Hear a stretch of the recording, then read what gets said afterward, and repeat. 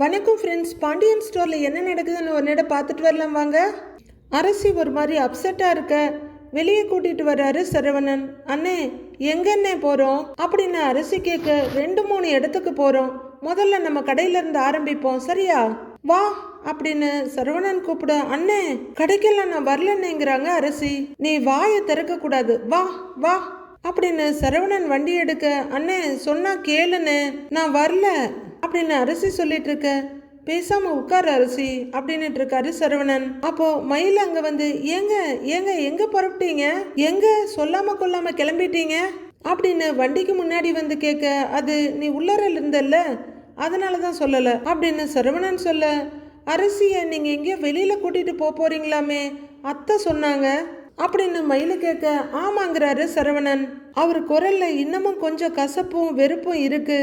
எங்க அப்படின்னு மயில கேட்க, அது சஸ்பென்ஸ் அப்படின்னு சரவணன் சொல்ல, நானும் உங்க கூட வரட்டுமா அப்படின்னு மயில கேட்க, நீ எதுக்கு அப்படின்னு சரவணன் கேட்க, சும்மா தாங்க அப்படின்னு மயில நெளிஞ்சுக்கிட்டு நிற்க, ஒரு பைக்கில் எப்படி 3 பேர் போக முடியும் அப்படின்னு சரவணன் கேட்க, அண்ணே நீங்க 2 பேரும் போயிட்டு வாங்க அப்படின்னு அரசி அவசரமா சொல்ல, நீ கொஞ்சம் சும்மா இரு அப்படின்னு சரவணன் சொல்லிட்டு இருக்கும் போதே, ஆட்டோல போலாமே ஆட்டோல அப்படின்னு கொஞ்சம் கூட இங்கிதமே இல்லாம மயிலு கேட்க, இங்க பாரு நானும் என் தங்கச்சியும் வெளியில போறோம், கூட யாரையும் சேர்த்துக்க மாட்டோம் அப்படின்னு சரவணன் சொல்லிட, மயில் அப்படியே முகம் வாடி போய் நிக்கிறாங்க. நீ போ உள்ளர போய் ரெஸ்ட் எடுப்போ அப்படின்னு சரவணன் சொல்ல, அண்ணே அண்ணியை மட்டும் வெளியில கூட்டிட்டு போனேன் அப்படின்னு அரசி சொல்ல, உன் அண்ணி வீட்லயே இருக்கட்டும் நாம போலாம் அப்படின்னு சரவணன் சொல்ல, பரிதாபமா முகத்தை வச்சுட்டு நிக்கிறாங்க மயிலு. சங்கடமா அரசி பார்த்துக்கிட்டு இருக்க. வண்டியில ஏறுன்னு சரவணன் சொல்ல, அண்ணே ஏன்னு அப்படின்னு அரசி கேட்க, சொல்றேன்ல வண்டியில ஏறு ஏறு அரசி அப்படின்னு சரவணன் கொஞ்சம் மிரட்டலா சொல்ல, சொன்னா கேளுன்னு அப்படின்னு அரசி சொல்லிட்டு இருக்க. கன்னத்துல செல்லமா ஒரு தட்டு தட்டிட்டு, ஏறு அப்படின்னு மிரட்ட அரசி ஏறி உட்கார்றாங்க. போலாமா அப்படின்னு சரவணன் வண்டியை ஸ்டார்ட் பண்ணி போய்கிட்டு இருக்க. மயில் அப்படியே கப்பலே கவிழ்ந்தா மாதிரி நின்றுகிட்டு இருக்காங்க. சரவணன் வண்டியை கொண்டு வந்து கடையில நிறுத்த அரசி இறங்குறாங்க.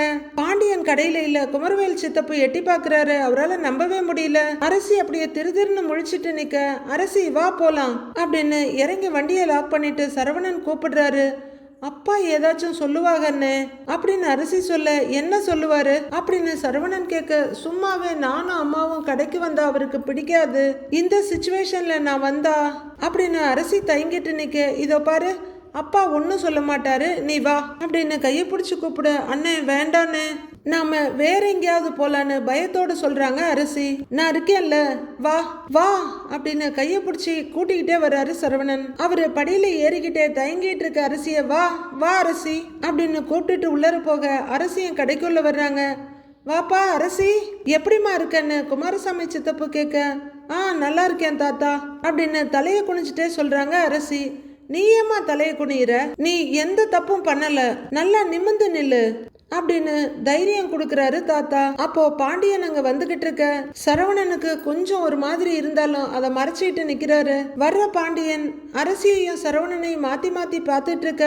அப்பா அப்படின்னு அரசி ஏதோ சொல்ல வர, அப்பா அரசி வரமாட்டேன்னு தான் சொன்னான், நான் தான் ஏன் வீட்லயே அடைஞ்சு கிடக்குற, வா நம்ம கடை வரைக்கும் போலான்னு சொல்லி கூட்டிட்டு வந்தேன்ப்பா அப்படின்னு சரவணன் கொஞ்சம் பயத்தோட சொல்ல, அதுவரையிலும் கேட்டுட்டு இருக்க பாண்டியன் சிரிச்சுட்டு, ஏண்டா இலை ஏன் புள்ள கடைக்கு வர்றதுக்கு ஏண்டா இத்தனை விளக்கம் சொல்லிக்கிட்டு இருக்கிற, வாப்பா அரசி உட்காரு, அட உட்காருப்பா அப்பா சொல்றேன்ல உட்காரு அப்படின்னு கூட்டிட்டு போய் அவரோட சீட்ல உட்கார வச்சுட்டு அப்படின்னு புன்னகையோட பார்த்துட்டு இருக்க. அப்பாடான்னு பயம் நீங்கி சரவணனும் சிரிக்கிறாரு. அட ஆச்சரியமேன்னு பார்த்துட்டு இருக்காரு குமாரசாமி சித்தப்பு. அரசி அப்படின்னு பாண்டியன் கூப்பிட, அப்படின்னு திக்குன்னு பாக்குறாங்க. என்னப்பா சாப்பிடுற, டீ வாங்கிட்டு வர சொல்லட்டுமா இல்ல கூல்ட்ரிங்க்ஸ் எதுவும் குடிக்கிறியான்னு கேக்குறாரு பாண்டியன். வேண்டாம்ப்பான்னு அரசி சொல்ல, என்ன எதுவும் வேண்டாமா, அது என்னப்பா நம்ம கடைக்கு வந்துட்டு எதுவுமே வேணாங்கிறது, இரு நான் எடுத்துட்டு வரேன் அப்படின்னு அவரே போக, அப்பா நான் எடுத்துட்டு வரேன்பாங்கிறாரு சரவணன். இல்லடா நானே எடுத்துட்டு வரேன் அப்படின்னு அவர் ஒரு கூல்ட்ரிங்க்ஸ் பாட்டில் எடுத்துட்டு வந்து ஓபன் பண்ணிக்கிட்டு இந்தாப்பான்னு நீட்டுறாரு. குமாரசாமி சித்தப்பு ரொம்ப சந்தோஷமா சிரிப்போட பார்த்துட்டு இருக்காரு. இந்தாப்பா இந்தா குடி அப்படின்னு பாண்டியன் நீட்ட, குடி அரசி அப்படின்னு சரவணன்னு சொல்ல அரசி அமைதியா உட்கார்ந்துருக்காங்க. அரசி என்னப்பா ஒரு மாதிரியா இருக்க அப்படின்னு பாண்டியன் கேட்க ஒன்னும் இல்லப்பா அப்படின்னு அரசி கொஞ்சம் பயமும் தயக்கமா சொல்றாங்க. இத பாருப்பா, அப்பா உங்ககிட்ட என்ன சொன்னேன், நடந்ததை பத்தி எதையுமே யோசிக்காதப்பான்னு சொன்னேன்ல அப்படின்னு பாண்டியன் கேட்க ஆமான்னு தலையாட்டுறாங்க அரசி. இத பாருப்பா, நடந்த விஷயம் எல்லாத்தையும் ஒரு கெட்ட கனவா நினைச்சு மறந்துருப்பா, புரியுதா அப்படின்னு பாண்டியன் கேட்க மறுபடியும் தலையை மட்டும் ஆட்டுறாங்க அரசி. இதோ பாரு, உனக்கு 3 அண்ணனுங்க 3 அண்ணிங்க வீட்டுல இருக்காங்க. கடைக்கு வந்தீங்கன்னா உனக்கு குமரேசன் தாத்தா இருக்காரு, வீட்டுல அம்மா இருக்காங்கல்ல. உனக்கு ஒரு மாதிரியா இருந்துச்சுன்னா வீட்டுல எல்லார்கிட்டையும் பேசு. எங்கேயாவது வெளியில போகணும்னு தோணுச்சுன்னா அம்மாவை கூட கூட்டிகிட்டு போயிட்டு வா.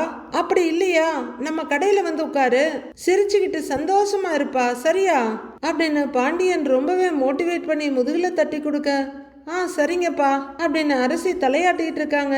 அப்போ ஒரு கஸ்டமர் வந்து லிஸ்ட் கொடுத்துட்டு போயிருந்தேன்ல பொருள் எல்லாம் அப்படின்னு கேட்க இதோ போட்டு வச்சிருக்கோம், இந்தாங்க அப்படின்னு ஒரு பையன் எடுத்து சரவணன் கொடுத்துட்டு பணத்தை அங்க கொடுத்துருங்கிறாரு. அவரு பணத்தை எடுத்து இந்தாங்கன்னு பாண்டியன் கிட்ட நீட்ட அரசி வாங்கிக்கப்பா அப்படின்னு பாண்டியன் சொல்ல அரசி திகுதிகுன்னு முழிக்கிறாங்க. முதலாளி அம்மா வாங்கி கல்லாவுல காசை போடுங்க அப்படின்னு குமாரசாமி சித்தப்பு ரொம்பவே சந்தோஷமா சொல்ல பாண்டியனும் ரொம்பவும் பெருமையும் சந்தோஷமா சிரிக்கிறாரு. சரவணனும் நிறைவா பாத்துக்கிட்டு இருக்க அரசி பணத்தை வாங்கி கல்லாவுல வைக்கிறாங்க. அப்ப நான் வர்றேனே அப்படின்னு பொருள் வாங்க வந்தவர் கிளம்பிட இப்படிதான் சமத்தா இருக்கணும் அப்படின்னு மகளோட முதுகுல தட்டி கொடுக்கறாரு பாண்டியன். அரசி தெரியாம அப்படியே உட்கார்ந்துருக்க. டேய் சரவணா, ஃபேனை போட்டு விடுறா, அரசிக்கு வேர்க்குதுல்ல, போடா அப்படின்னு சொல்ல சரவணன் ஃபேனை போட்டு விட ஓடுறாரு. அடேங்கப்பா, புள்ளைய எப்படி தாங்குற அந்த பாண்டிய அப்படின்னு குமாரசாமி சித்தப்பு ரொம்ப சந்தோஷமா பார்த்துட்டு இருக்க. அரசி முகத்துல இப்பதான் லைட்டா சிரிப்பு வருது. ஓடுதுடா வாடா சரவணா அப்படின்னு பாண்டியன் வித்தக்கார மாதிரி சொல்ல சிரிச்சிடுறாரு குமாரசாமி சித்தப்பு. இதே மாதிரி சிரிச்சுக்கிட்டு சந்தோஷமா இருப்பா, அதுதான் அப்பாவுக்கு வேணும் அப்படின்னு பாண்டியன் சொல்ல அரசியும் கொஞ்சம் ரியலைஸ் பண்ணிக்கிட்டு அப்படின்னு சிரிச்சுட்டே தலையாட்டுறாங்க. பரவாயில்ல, வெளியே கூட்டிட்டு வந்தது ரொம்பவே நல்லதா போச்சுன்னு சரவணனும் சிரிக்கிறாரு. அடுத்து சரவணன் வா அரசின்னு ஒரு இடத்துக்கு கூட்டிட்டு போக அண்ணே செந்திலண்ணே ஆபீஸ்க்கா வந்திருக்கோம் அப்படின்னு அரசி கேட்க ஆமா அப்படின்னு சரவணன் சொல்ல வேலை நேரத்துல அண்ணனை தொந்தரவு பண்ணணுமா அப்படின்னு அரசி கேட்க அதெல்லாம் பண்ணலாம், தப்பே இல்ல, வா வா அப்படின்னு கூட்டிட்டு போறாரு சரவணன். இங்கே அங்கன்னு சரவணன் பார்க்க ஒரு இடத்துல ஆபீசர் செந்தில் உட்கார்ந்து 2 பேரை நிக்க வச்சு பேசிட்டு இருக்காரு. அதோ அங்க இருக்கான், வா அங்க பாரு அப்படின்னு சரவணன் காமிக்க அரசியும் பாக்குறாங்க. அங்க ப்ளூ ஷர்ட்டும் கழுத்துல ஐடி கார்டுமா உட்கார்ந்து ஆபீசர் செந்தில் வேலை பார்த்துட்டு இருக்காரு. இந்த மிஸ்டேக் மட்டும்தான், இதை சரி பண்ண சொல்லிட்டீங்கன்னா ஓகே அப்படின்னு ஒரு ஃபைலை பார்த்து சொல்லிக்கிட்டு இருக்க. பக்கத்துல நிக்க 2 பேர் சரிங்க சார்னு தலையாட்டிட்டு இருக்காங்க. அரசி அங்க பாத்தியா அப்படின்னு சரவணன் கேட்க அரசி அப்படின்னு பெருமையும் சந்தோஷமா சிரிக்கிறாங்க. சரவணன் தன் தம்பி வேலை பார்க்குற அழகை பார்த்து அப்படியே திருஷ்டி கழிக்கிறாங்க. மேய்க்கிறது எருமை, இதுல என்ன பெருமைன்னு தெரியல. அப்போ வேகமா அங்க வர்ற கதிர் இவங்கள பார்த்துட்டு அப்படியே சிரிப்போட நின்னுடுறாரு. மொத்தத்துல இவங்களுக்கெல்லாம் இது ஆபீஸ்ன்ற நினைப்பு இருக்கோ இல்லையோ ஒன்னும் தெரியல நமக்கு. பின்னாடி வர்ற கதிர் அப்படியே சரவணன் தோல்ல ஒரு கையும் அரசி தோல்ல ஒரு கையுமா போட 2 பேருமே திரும்பி பார்த்து திகைச்சு போய் ஆனந்தமா அண்ணே அப்படிங்கிறாங்க அரசி. டேய் அப்படின்னு சரவணன் கூப்பிட்டு இருக்க, நீ எப்படி இங்க வந்த அப்படின்னு அரசி கேட்க நீயும் அண்ணனும் என்னைய மனசுல நினைச்சிருக்கீங்க, அதுதான் டான்னு வந்துட்டேங்கிறாரு கதிர். அரசி கதிரோட கையில தட்டி சிரிச்சிட்டு இருக்க, என்ன நம்ம ஆபீசர் சார் வேலை பார்க்கறத பார்த்து ரசிச்சிட்டு இருக்கீங்களா அப்படின்னு கதிர் கேட்க, டேய் அவனை பாருடா, பல வருஷமா கவர்மெண்ட் ஆபீஸ்ல வேலை பார்க்குற மாதிரி முகத்துல அவ்வளவு சந்தோஷம் அப்படின்னு சரவணன் சொல்ல சார் ரொம்ப பிஸி அப்படிங்கிறாரு கதிர். அரசியும் சந்தோஷமா பார்த்துட்டு இருக்க, ஓகேங்க சார் அவ்வளவுதான் அப்படின்னு ஃபைல்ல கரெக்ஷனை பார்த்து எடுத்து கொடுக்குறாரு செந்தில். நிமிர்ற ஆபீசர் சார் கண்ணுல நிக்கிற 3 பேரும் பட அவரு ரொம்பவே ஆச்சரியமாயி ஏய் அட 3 பேரும் வந்திருக்கீங்கன்னு சொல்லிக்கிட்டே எழுந்து நிக்கிறாரு. கொஞ்சம் தூரத்துல நின்ன 3 பேரும் புன்னகையோட செந்தில் கிட்ட வர, என்ன 3 பேரும் சொல்லாம கொல்லாம வந்திருக்கீங்க அப்படின்னு செந்தில் கேட்க, இல்லடா உன் ஆபீஸ தங்கச்சிக்கு சுத்தி காட்டலான்னு வந்தோம் அப்படின்னு ஏதோ பார்க்க சுத்தி காட்ட வந்த மாதிரி சரவணன் சொல்ல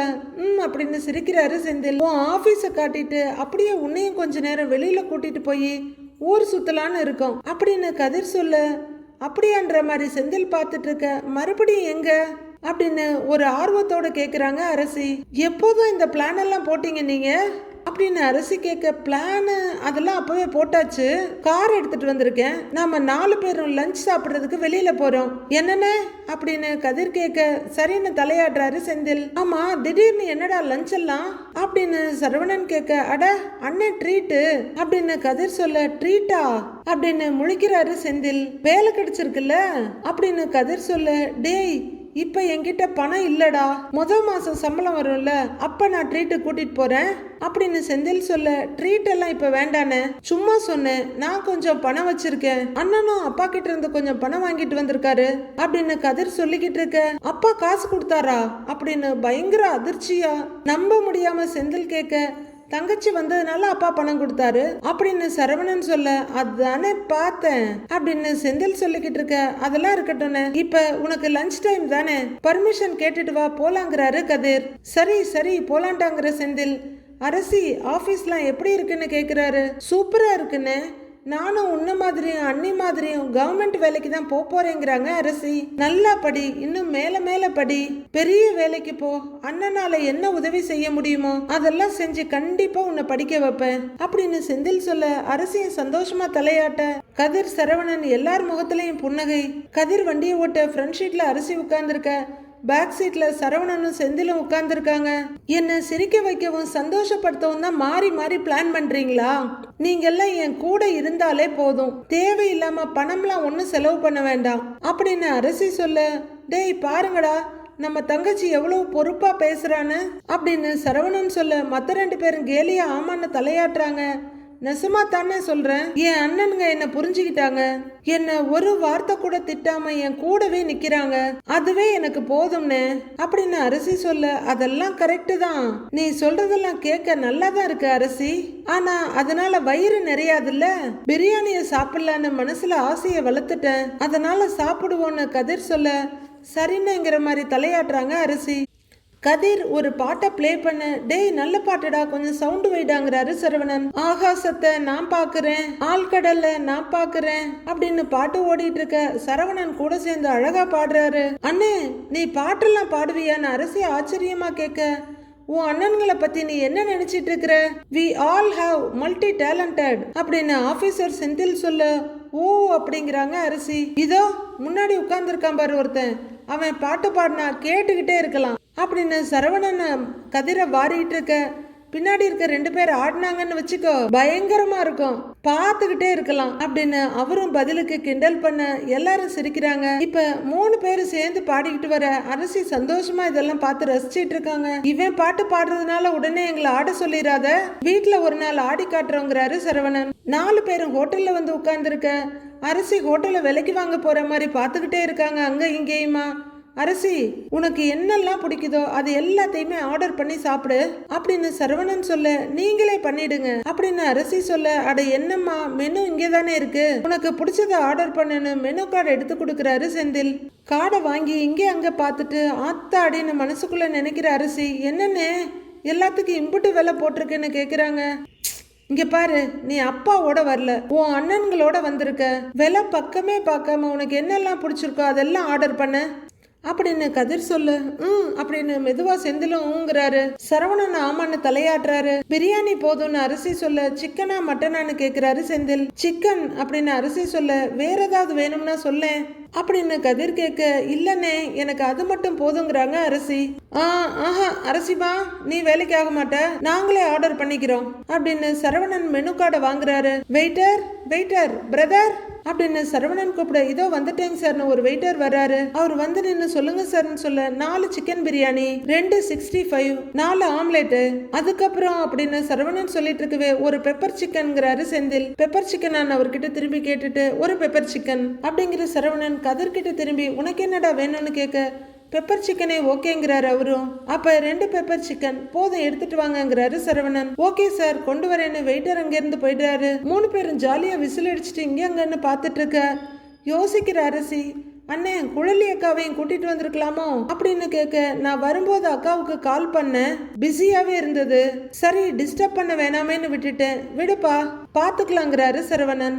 சார் அப்படின்னு வெயிட்டர் ஐட்டம்ஸை கொண்டு வந்து வைக்க, இந்தா சாப்பிடு அப்படின்னு கண்கள் முன்ன தங்கச்சிக்கு எடுத்து கொடுக்குறாரு சரவணன். அரசி அப்படியே உட்கார்ந்துருக்க. சாப்பிடு, எல்லாம் உனக்கு தான் அப்படின்னு செந்தில் சொல்ல, இந்தா சிக்கன் 65 அப்படின்னு சரவணன் சொல்ல கதிர் பரிமாறுறாரு.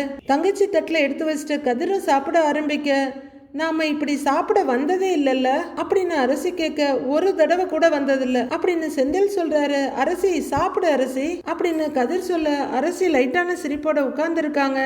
என்னாச்சுன்னு கதிர் கேட்க, என்னாச்சு அரசிமான்னு சரவணனும் கேக்குறாரு. இல்லன்னு நடந்ததெல்லாம் தெரிஞ்சா என் மேல கோவப்படுவீங்கன்னு நினைச்சேன், இப்படி அன்பு காட்டுவீங்கன்னு எதிர்பார்க்கவே இல்லை அப்படின்னு அரசி சொல்ல, சோத்துக்கு செத்த மாதிரி செந்தில் பரிதாபமா பார்த்துட்டு இருக்காரு. இருக்கிறது ஒரே ஒரு தங்கச்சி, நாங்க இதுக்கு உன் மேல கோவப்பட போறோம் அப்படின்னு சரவணன் கேக்குறாரு.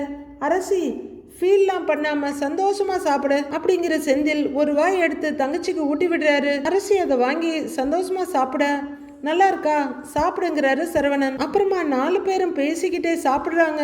அரசியும் சகஜமா அந்த பேச்சுவார்த்தையில கலந்துக்கிறாங்க.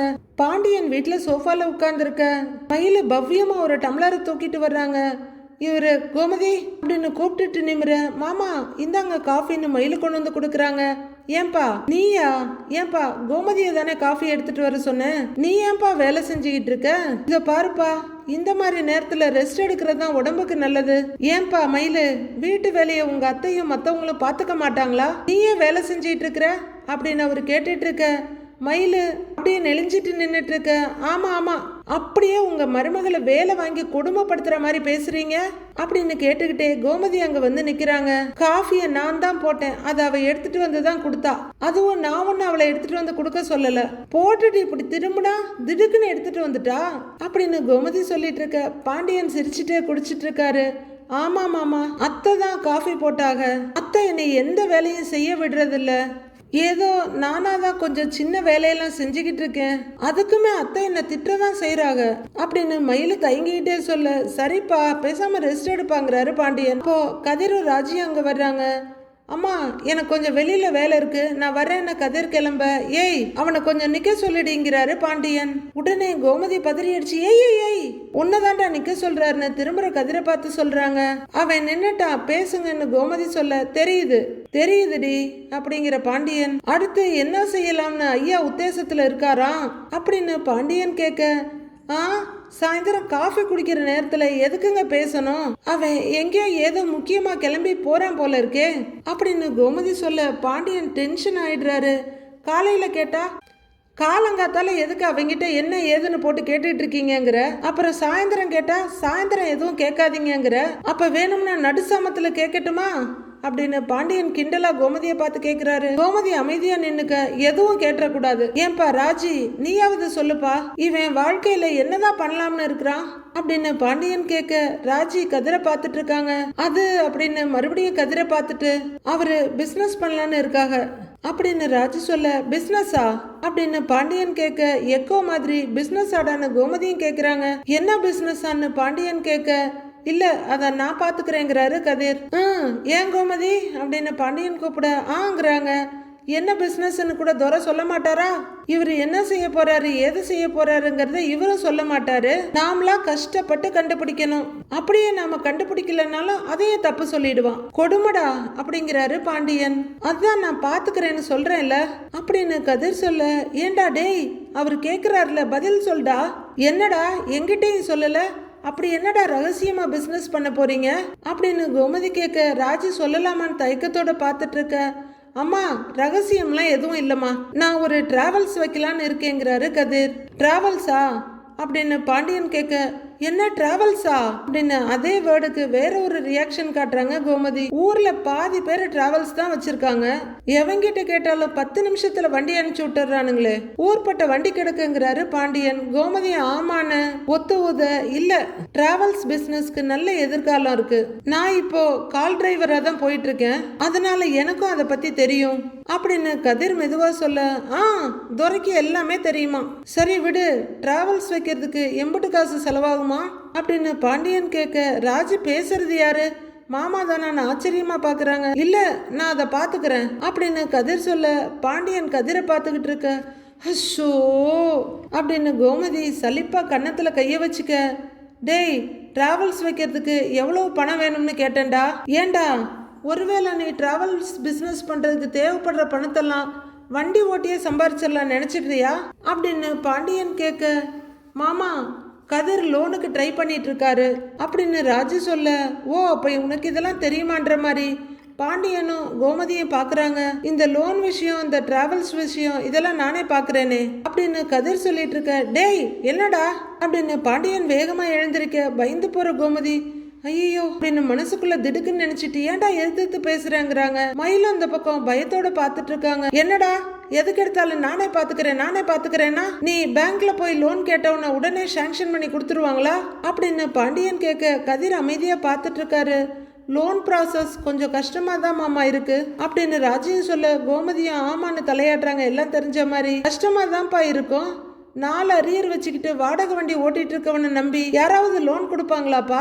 யோசிச்சு பாருப்பா, கொடுப்பாங்களா அப்படின்னு பாண்டியன் கேட்டுட்டு இருக்க. திருதர்னு முழிச்சிட்டு நிக்கிறாங்க மயிலு. நீ சொல்ற மாதிரி பிசினஸ் பண்றது ஒண்ணு அவ்வளவு ஈஸி கிடையாதுப்பா. ஏன்பா இத்தனை வருஷம் மளிகை கடைச்சி நடத்திட்டு இருக்கேன்னு எனக்கு தெரியாதா தொழிலை பத்தி? நானெல்லாம் ஒண்ணு ஈஸியெல்லாம் வாழ்க்கையில முன்னேறலப்பா. கஷ்டப்பட்டு போராடி தான் இந்த நிலைமைக்கு வந்திருக்கேன் அப்படின்னு பாண்டியன் ராஜுகிட்ட சொல்லிட்டு இருக்க. அதே மாதிரி கஷ்டப்பட்டு நானும் வாழ்க்கையில முன்னுக்கு வந்துருவேன் அப்படின்னு கதிர் சொல்ல, ஏன் கதிர் மாத்தி மாத்தி 2 பேரும் பேசிக்கிறீங்கன்ற மாதிரி ராஜு பாக்குறாங்க. ஏண்டா நீ சும்மாவே இருக்க மாட்டியான்ற மாதிரி கோமதி பார்க்க, அச்சோச்சோ தம்பி என்ன மாமா கிட்ட எதிர்த்து பேசுதுன்னு மயில பார்த்துட்டு இருக்காங்க. ஏண்டா இலை லோனு கேட்க போன இடத்துல என்னடா சொன்னாங்க, அதையாவது சொல்லு. லோன் கொடுக்குறேன்னு சொன்னாங்களா இல்ல கொடுக்க முடியாதுன்னு சொன்னாங்களா அப்படின்னு பாண்டியன் கதிர்கிட்ட கேட்க, கதிர் அமைதியா நிக்க. லோனுக்கு ஷூரிட்டி கேட்குறாங்க மாமாங்கிறாங்க ராஜி. ஏன்பா எதுவும் சொத்து பத்து இருக்கான்னு கேட்குறாங்களா அப்படின்னு பாண்டியன் கேட்க, அது மட்டும் கேட்கல மாமா, யாராவது கையெழுத்து போடணும்னு சொல்றாங்க அப்படின்னு ராஜி சொல்ல, ஏன் ராஜி இதெல்லாம் அப்பாட்ட சொல்லிட்டு இருக்கிற அப்படிங்கிற மாதிரி கதிர் பாக்குறாரு. ஆமா நீயும் சொல்ல மாட்டேங்கிற, நானும் சொல்லக்கூடாதுன்னா எப்படி அப்படின்னு ராஜி அந்த பார்வையோட பொருள் உணர்ந்து சொல்லிட. ஏய் நீ பேசாம இருக்க மாட்டியான்னு கதிர் கேக்குறாரு. ஏய் சும்மா இருடா, இப்ப இவ பேசுறதுல என்ன தப்பு அப்படின்னு கோமதி கேட்க, சப்போர்ட் ஒரு ஆள் கிடைச்சதுன்ற மாதிரி ராஜி ஆமான்னு தலையாட்டுறாங்க. இப்ப நீ என்ன பண்ற, உன் வாழ்க்கையில என்ன நடக்குதுன்னு பெத்தவங்க நாங்க தெரிஞ்சுக்க கூடாதா அப்படின்னு கோமதி கேட்க, கோமதி நாளைக்கு இவனை என் கூட பேங்க்குக்கு வர சொல்லு அப்படின்னு பாண்டியன் சொல்ல, ஆன்னு வேகமா தலையாட்டுறாங்க கோமதி. அந்த லோன் விஷயத்த நான் பாத்துக்கிறேன் அப்படின்னு பாண்டியன் சொல்ல, சந்தோஷமா சிரிச்சிட்டு இருக்காங்க ராஜி. ஷோ இவர் ஏன் இப்பெல்லாம் பண்ணிட்டு இருக்காருன்ற மாதிரி பாக்குறாரு கதிர். அம்மா எதுவா இருந்தாலும் நானே பாத்துக்கிறேன்னு கதிர் சொல்ல, டேய் நிறுத்துறா, சும்மா நான் பாத்துக்கிறேன்னு. ஏண்டி உன் மவன் என்ன பெரிய இவனா, என்ன சொன்னாலும் கேட்க மாட்டேங்கிறான். யாரோட சப்போர்ட்டும் இல்லாம இவரே உழைச்சு வந்துருவாராக்கும். வாயை மூடிட்டு நாளைக்கு என் கூட பேங்குக்கு வர சொல்லு. அப்ப அத்தா இல்லாம முன்னேறி வர்றாரா இவரு, ஆளப்பாரு அப்படின்னு பாண்டியன் அங்கிருந்து போக கோமதி நிறைவா பாத்துக்கிட்டு இருக்க. மாமா சொல்றதை இவன் கேட்பானாங்கிற மாதிரி ராஜி பாத்துட்டு இருக்காங்க. எதுக்கு ராஜி தேரை இழுத்து தெருவுல விடுற அப்படின்ற மாதிரி கதிர் ராஜிய பாத்துக்கிட்டு இருக்க. ஐயோ எல்லாரும் அவங்கவுங்க வழியில முன்னேறிடுவாங்க போல இருக்கே, நம்ம கதி என்ன ஆகுமோன்னு கலக்கத்தோட பாத்துக்கிட்டு இருக்காங்க மயிலு. மீதி என்ன நடக்குதுன்னு நாளைக்கு பார்க்கலாம் ஃப்ரெண்ட்ஸ்.